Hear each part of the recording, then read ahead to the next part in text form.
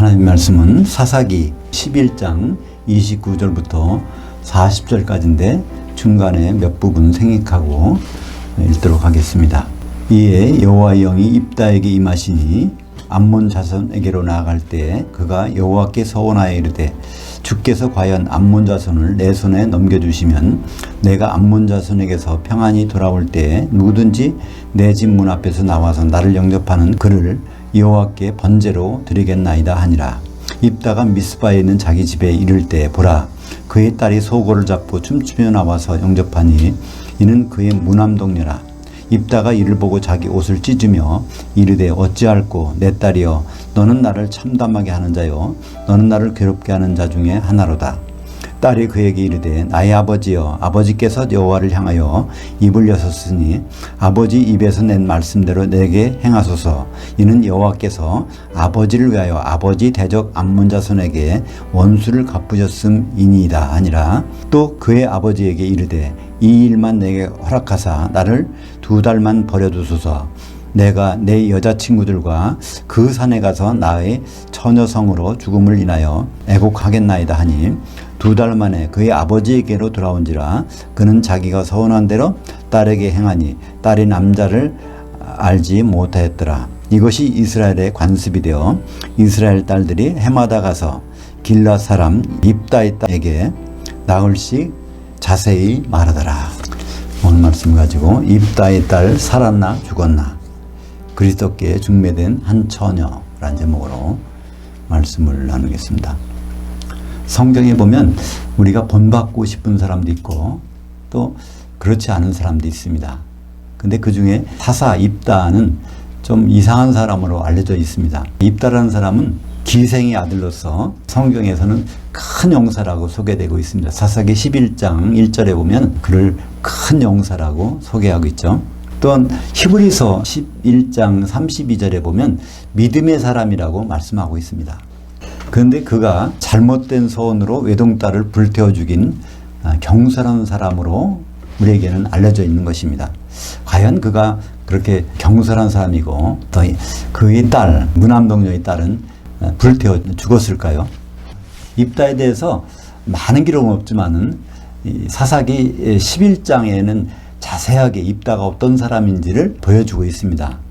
근데 입다는 항상 무엇을 하든지 여호와 하나님께 물어보겠다. 그리고 여호와 하나님께 기도하고 여호와 하나님의 의견에 따라서 뭐 하겠다는 것을 모든 사람에게 항상 말합니다. 하나님이 또 입다를 어떻게 보면 사용하신다고 볼 수도 있죠. 그는 기생의 아들로 태어났기 때문에 본처에서 난 아들들, 자기 형제들에게 미움을 받아서 쫓겨나게 됐습니다.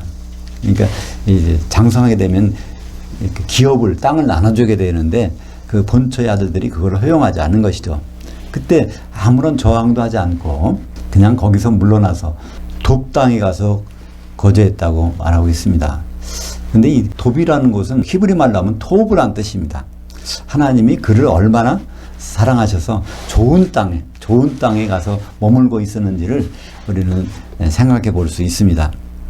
입다는 암몬 자손이 이스라엘 침공하자 길르앗, 그러니까 이스라엘의 장로들이 입다에게 가서 이제 두목을 삼고 그를 데려오려고 했습니다. 근데 그때 입다는 말합니다.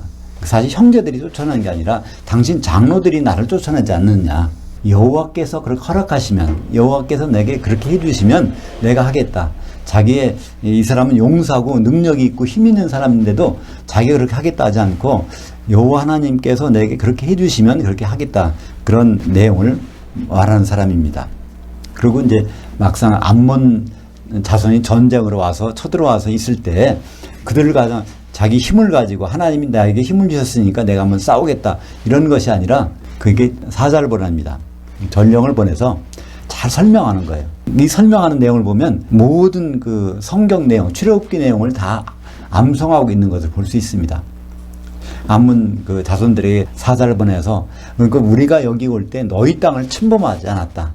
우리가 올 때 에돔 자손들이 길을 안 비켜주고 또 모압 자손이 길을 안 비켜줄 때 우리는 가데스 광야에 머물러 있다가 하나님께서 아모리 족속의 땅으로 인도하실 때 바로 그들을 물려주시고 우리를 거기다가 옮겨주시기 때문에 이 땅이 아모리 족속의 땅이 우리가 현재까지 있는데 이 있는 기간이 300년이 되었다는 것입니다. 근데 왜 너희들이 300년 동안 가만히 있다가 갑자기 나타나서 이 일을 하느냐 이렇게 말할 정도로 아주 성경의 그 내용들을 꿰뚫고 있는 사람인 것을 볼 수 있습니다. 근데 결국 암몬 자손들은 그 말을 듣지 않게 되죠. 그래서 하나님이 함께 해주셔서 그때 이럽니다. 전쟁이 나가면서도 암몬 자손에게서 이들을 내게 넘겨주시면 하면서 서원하는 것이 오늘 말씀에 30절이 나오는 것입니다. 근데 이 서원 기도할 때 이 서원이 자기의 생각에서 하는 것이 아니에요. 오늘 29절에 보니까 11장 29절에 이에 여호와의 영이 입다에게 임하시니, 그래서 입다에게 임하셔서 그래서 전쟁에 나가면서 서원한 것이 어떤 내용이냐면 30절입니다. 그가 여호와께 서원하여 이르되 주께서 과연 암몬 자손을 내 손에 넘겨주시면, 그러니까 전쟁에서 이기지는 것은 내 실력이 아니라 여호와께서 그렇게 해주시면 그렇게 하겠다는 겁니다. 그렇게 하면 31절에 내가 암몬 자손에게서 평안히 돌아올 때, 죽지 않고 승리하고 돌아올 때 누구든지 내 집 문 앞에 나와서 나를 영접하는 그를 내가 여호와께 번제로 드리겠나이다. 이렇게 서원합니다. 그런데 이 서원이 과연 합당한 서원일까 아닐까? 이 서원을 여호와께서는 들으셨겠습니까? 안 들으셨겠습니까? 당연히 여호와의 영이 임한 상태에서 출정하고 있는 사람이 서원한 것인데 거기서 여호와께서 그걸 들어주셨습니다. 그것이 32절에 나오죠. 여기 옮겨놓지 않았는데 여호와께서 그 암몬 자손을 바로 입다의 손에 붙이심에 그 서원 기도를 들으시고 그걸 붙여주셨습니다. 그러니까 입다가 기대했던 번제로 드리려고 했던 것은 여기서 무엇일까요? 어떤 사람이었을 것입니다. 그죠?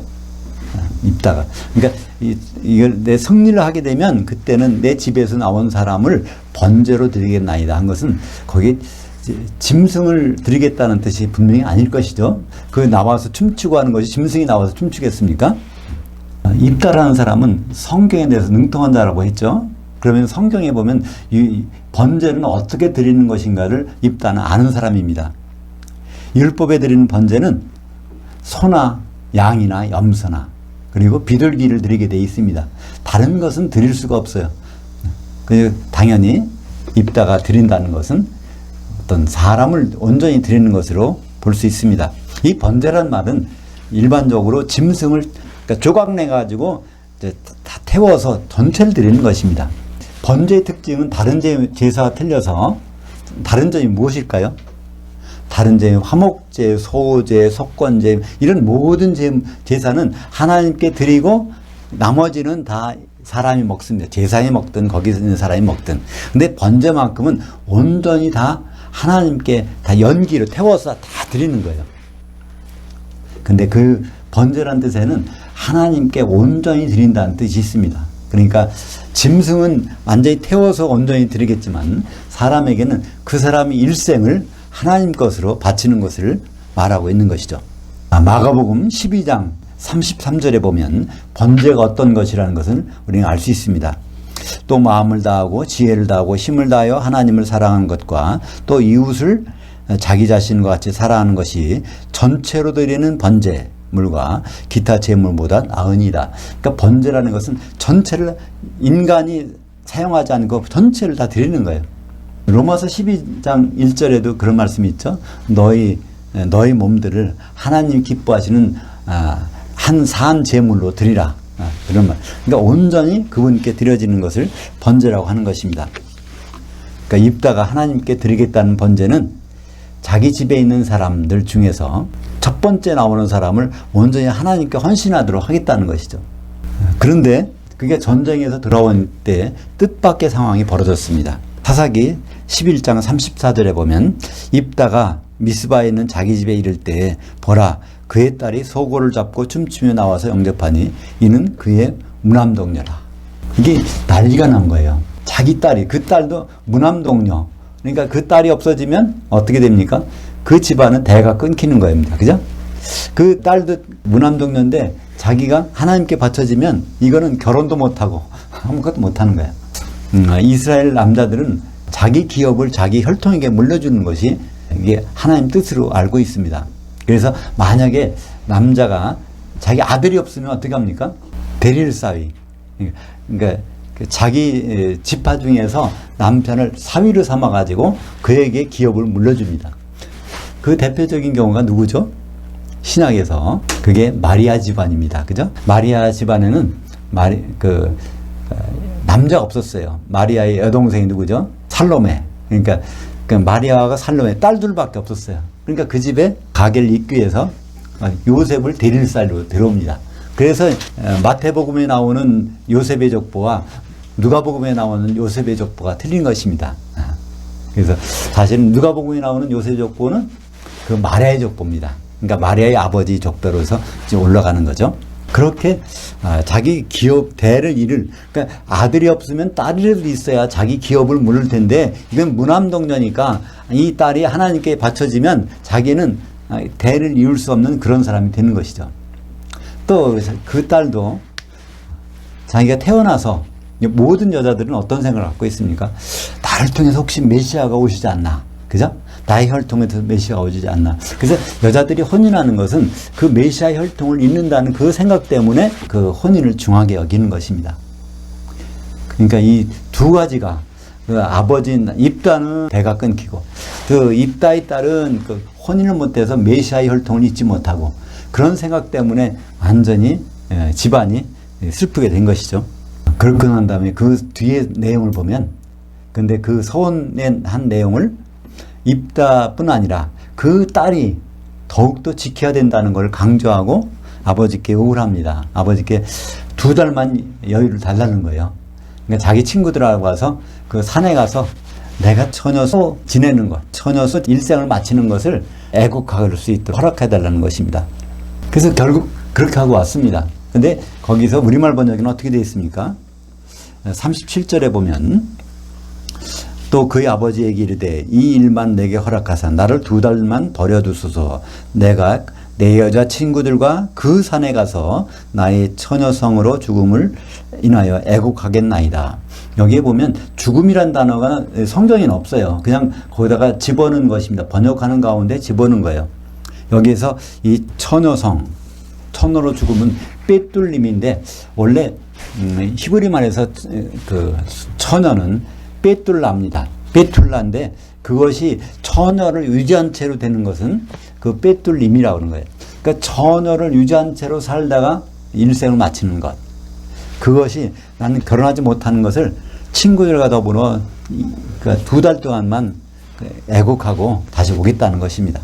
근데 우리말 번역에는 거기다가 죽는다는 말을 집어넣으니까 이것은 이제 불태워 죽는 거로 이렇게 생각할 수밖에 없게 된 것이죠. 만약에 이게 불태워 죽는 것이라면 그 입다는 어떻게 됩니까? 율법에 정한 데는 소나 양이나 염소나 비둘기만 불태워 죽이게 돼 있는데 번제로 드릴 때는 율법을 어기는 것이 되죠. 율법을 어기는 사람이 여호와의 영이 임한 상태에서 율법을 어긴다? 그건 말도 되지 않고 하나님이 그런 서원 기도를 했을 때 그 서원을 하나님 기뻐 받으셨기 때문에 암몬 자손을 그들에게 붙인 거 아닙니까? 그때 입다 기도한 내용이 암몬 자손을 내게 붙여주시면 내가 내 집에서 처음 나온 사람을 하나님께 드리겠나이다 하는 것이잖아요. 근데 하나님은 그걸 다 허락하셨습니다. 그 히브리서 11장 32절은 그래서 바로 믿음의 사람으로 기록되는 것이 아닙니까? 히브리서 11장에 보면 믿음의 사람들은 어떤 사람이죠? 하나님을 기쁘시게 하는 사람입니다. 그죠? 그러니까 과연 그 입다도 하나님을 기쁘시게 한 사람인 것을 우리는 알 수 있는 것입니다.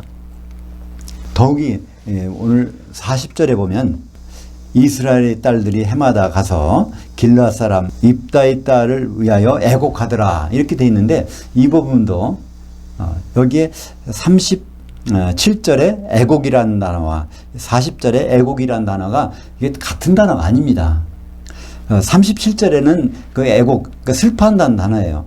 근데 40절은 슬퍼한다는 단어가 아닙니다. 엉뚱한 번역을 해놓은 것입니다. 이 40절에 나오는 단어는 타나라고 하는 건데 성경에 2번밖에 안 나오는 단어예요. 한 번 먼저 나온 단어는 어디 나오는가 하면 사사기 5장 11절에 이 단어가 나옵니다. 활 쏘는 자의 짓거림에서 멀리 떨어진 물깃는 곳에서 여호와의 의로우신 일들, 곧 그의 이스라엘을 다스리시는 의로우신 일들을 자세히 말하라. 그때 여호와의 백성이 성문에 내려갔도다.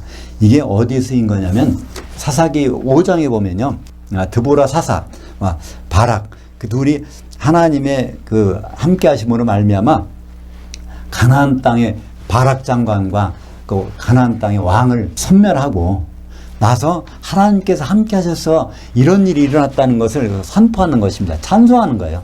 그때 찬송할 때 하나님이 하신 일들을 자세히 말할 때 이때 쓰는 단어가 바로 타나라는 단어입니다.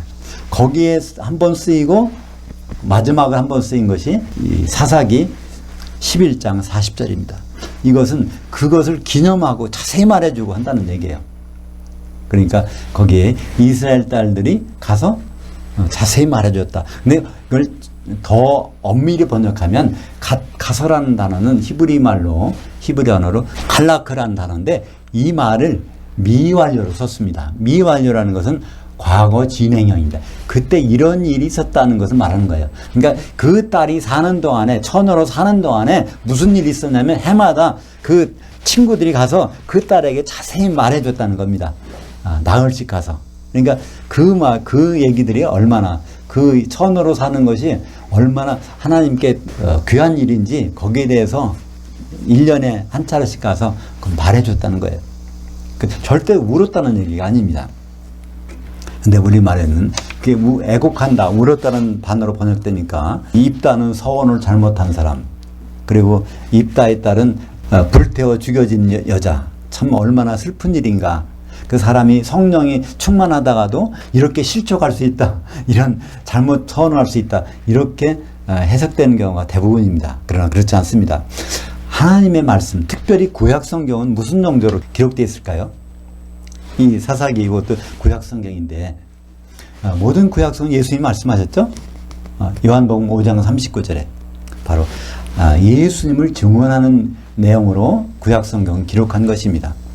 우리가 구약 성경을 볼 때 훌륭한 문학 작품이다. 여기서 우리가 이 삶을 살아가는 지혜를 얻어야 되겠다. 이런 정도가 아니라는 겁니다. 그러니까 예수 그리스도가 어떤 모습으로 나타나는지 그것을 알기 위해서 구약 성경은 기록되어 있고 그걸 우리는 파악해야 되는 것입니다. 또한 구약 성경이 어떤 일을 하는지에 대해서 기록된 것이 있어요. 바로 디모데후서 3장 16절 17절입니다. 한번 제가 읽겠습니다. 모든 성경, 이때의 모든 성경은 구약 성경입니다. 디모데후서를 기록될 때는 신약 성경이 없었어요. 모든 성경은 하나님의 감동으로 된 것으로 교훈과 생망과 바르게 함과 의로 교육하기에 유익하니 이는 하나님의 사람으로 온전하게 하며 모든 선한 일을 행할 능력을 갖추게 하려 함이라. 그러니까 구약 성경을 주신 목적, 이거를 범위를 줄여서 오늘 사사기 11장에 나오는 입다와 입다의 딸에 대한 얘기는 바로 하나님의 사람으로 교훈을 얻으라고 주신 것입니다. 하나님은 무엇을 원하셨기에 입다의 딸을 경우를 사사기에 기록해서 우리에게 보여주셨을까요? 하나님께는 가슴속에 감직하신 큰 비밀이 있습니다. 그 비밀은 우리가 잘 아는 대로 에베소서 5장 31절과 32절, 그 창세기부터 요한계시록까지 이어지는 하나님의 큰 비밀, 그 뜻이 있어요. 그러므로 남자가 부모를 떠나 그의 아내와 합하여 그 둘이 한 육체가 될지니 이 비밀이 크도다. 나는 그리스도를 향하여와 교회를 향하여에 대하여 말하노라. 여호와 하나님께서 입다의 기도를 들으시고 입다의 서원을 들으실 때 그때도 그 생각은 변함이 없습니다. 그건 창세기 2장 24절에서 나온 거니까 여호와 하나님께서 그것을 말씀하셨어요. 남자가 부모를 떠나 그 아내와 합해서 한 몸이 되는 것은 항상 하나님의 비밀로 간직된 것이고 그것이 입다 시대에도 그것은 유효합니다. 여전히. 그러니까 하나님의 뜻은 사람의 뜻보다 무선하는 것이죠. 입다의 뜻도 중요합니다. 입다의 딸의 뜻도 중요해져요. 입다는 어떻게든지 내 기업을 내 후대에게 물려줘야 되겠다. 그런 생각이 참 중요한 것이죠. 또 입다의 딸도 어떻게든지 메시아의 혈통을 이어나가야 되겠다는 그런 생각이 중요한 것이지만 그것보다 더 우선하는 것은 바로 입다 입다의 딸이 자기 뜻을 포기한 것은 하나님 뜻이 우선하기 때문에 그렇습니다. 바로 하나님은 무엇을 원하시죠? 하나님은 예수 그리스도의 한 아내를 얻는 것을 하나님은 굉장히 중요하게 여기십니다. 고린도후서 11장 2절 내가 하나님의 열심으로 너희를 위하여 열심을 내노니 내가 너희를 정결한 한 처녀로 한 남편인 그리스도께 드리려고 중매했음이로다. 하나님은 한 처녀 그것이 유지되는 것을 또 다른 세상 사람들과 해서 그것이 더럽혀지는 것을 원하지 않으세요. 한 처녀가 되는 것을 굉장히 원하셨는데 그것의 그림자로 나온 것이 그 입다의 딸인 것입니다. 하나님의 그 비밀, 하나님의 그 뜻인 결과물로 나오는 것은 우리는 알고 있지 않습니까? 요한계시록 19장 7절 8절에 보면 그 어린 양의 혼인이 이르렀고 그의 아내가 자신을 준비하였으므로 그녀에게 빛나고 깨끗한 한 세마포옷을 입도록 허락하셨으니 이 세마포옷은 성도들의 의로움들이로다.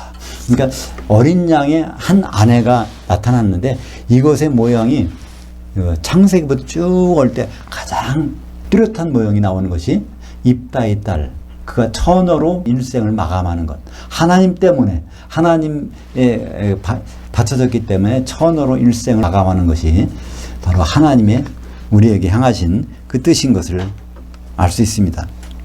바로 입다의 딸은 한 남편인 그리스도께 중매된 정결한 한 처녀로 지내야 하는 우리 성도들의 곧 교회의 모형인 것입니다. 오늘 우리가 이 말씀을 통해서 입다의 서원을 할 때 그것은 그냥 서원이 아니라 여호와의 영이 임한 상태에 서원하는 거니까 그것은 굉장히 하나님의 생각이라고 볼 수 있습니다. 또 입다의 딸이 처녀로 지내는 것 그것은 바로 하나님이 우리에게 향하신 그런 교훈인 것입니다. 우리가 어떻게 하나님의 한 처녀로 남아있을 수 있을까요? 우리는 성령으로 하나 되는 수밖에 없습니다. 그죠? 에베소서 4장 3절에 평안에 매는 줄로 성령의 하나 되게 하심을 힘써 지키라. 바로 입다의 이 딸이 평생에 혼인하지 않고 한 남편을 기다리는 심정으로 처녀로 지낸 것이 바로 우리에게 예수님을 향한 그런 교훈으로 남아있었으면 좋겠습니다. 기도하겠습니다. 하나님은 감사합니다. 오늘 입다를 통해서 여호와의 영이 임한 사람이 어떤 일을 행하는지 그 뜻이 하나님께 어떤 것인지를 알게 하시니 감사합니다. 또한 입다의 딸이 평생에 처녀로 지내면서 그것이 우리에게 어떤 교훈을 주는지를 다시 한번 생각했습니다. 우리가 한 남편이 그리스도께 중매된 한 처녀됨을 알고 정결한 한 처녀로 주님께 혼인할 때까지 성령의 충만함을 유지할 수 있도록 인도하여 주시옵소서. 예수님 이름으로 기도합니다. 아멘.